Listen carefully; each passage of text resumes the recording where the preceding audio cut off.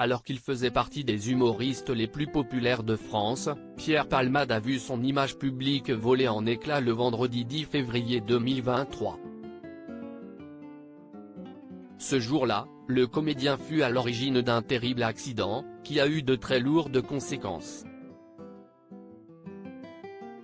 Alors qu'il conduisait sa Peugeot 3008 sur la route départementale 372 reliant Melun à Damary-lès-Lys, dans le département de la Seine-et-Marne, l'acteur a violemment heurté de face une voiture qui circulait dans la direction opposée.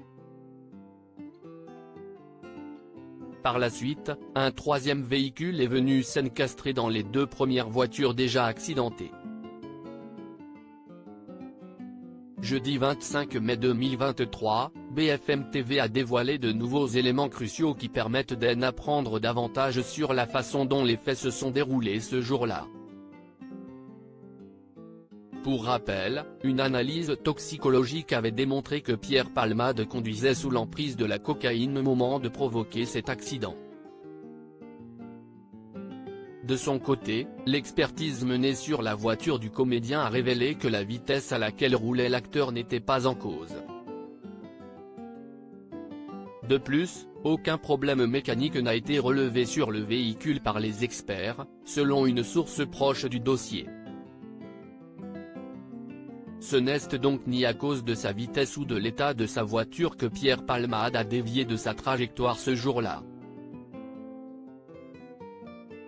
Accident de Pierre Palmade, le SMS reçu par l'acteur sur la route n'est pas à l'origine de son accident. Pour mémoire, il avait aussi été démontré que Pierre Palmade avait reçu un SMS peu avant la collision.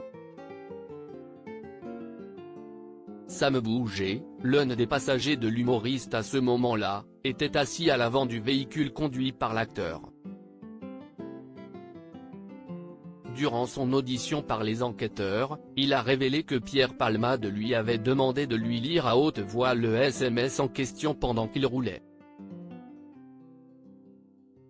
Là encore, les résultats des analyses ont mis en évidence que la sonnerie produite par le téléphone à la réception de ce fameux SMS n'a pas pu pousser l'humoriste à changer de trajectoire sur la route.